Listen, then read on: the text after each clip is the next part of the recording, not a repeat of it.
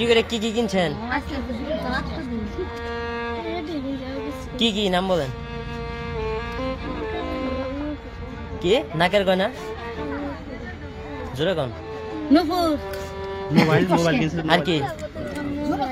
Mobile কত টাকা নিছে? হ্যাঁ, কোলের সন্তানকে 40,000 টাকায় বিক্রি করে সেই টাকায় পায়ের নুপুর, নাকের নথ, শখের মোবাইল ফোন কিনেছেন মা। কোন জায়গায় বিক্রি করছস? জোরে ক। হ্যাঁ, তাগর নাম ঠিকানা জানাস? হ্যাঁ হ্যাঁ, জোরে ক। কার মাধ্যমে বেচছস? হ্যাঁ, টিয়াল খাই? তোর মা তোর সাথে কে ছিল না? কয়দিন আগে বেচছস? বৃহস্পতিবারে। বিক্রি করে কি কি কিনছেন? কি কি নাম বলেন?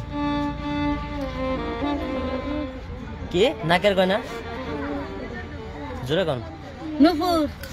মোবাইল কিনছেন? আর কি? মোবাইল কত টাকা নিছে?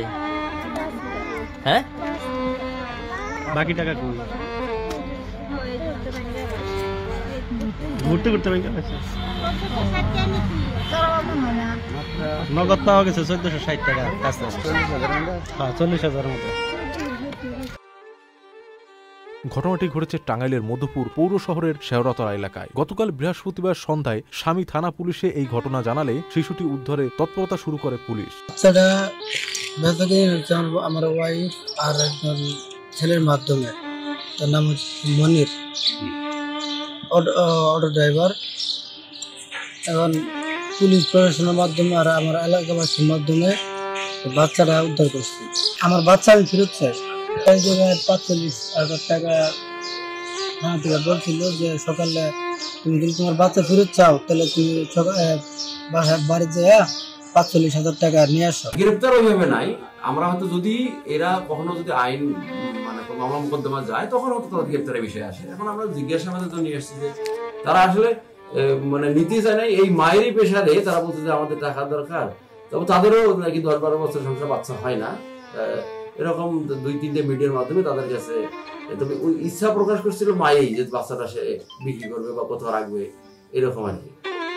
শিশুটির পরিবার ও পুলিশ সূত্রে জানা যায় উপজেলার পান্ডুয়া শেরতলা এলাকায় আজম আলীর ছেলে রবিউল ইসলামের সঙ্গে গোপালপুরের বলাটা গ্রামের লিটন মিয়ার মেয়ে লাবণী আক্তার লিজার 2 বছর আগে বিয়ে হয়। ফেসবুকে পরিচয়ের সূত্র ধরে তাদের এই বিয়ের কিছুদিন পরে রবিউলের অসচ্ছলতার কারণে স্বামী স্ত্রীর মধ্যে মনোমালিন্য দেখা দেয়। অবস্থা বেগতিক দেখে রবিউলের সংসারে শান্তির প্রয়োজনে বাড়ির পাশেই ঘর ভাড়া নিয়ে বসবাস শুরু করেন তারা।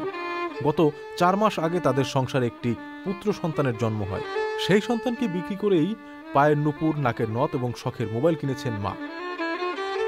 সবশেষ তথ্য অনুযায়ী টাঙ্গাইলের 3টি উপজেলার বিভিন্ন স্থানে ঘুরে ভোর 5:30টার দিকে শিশুটিকে উদ্ধার করে পুলিশ।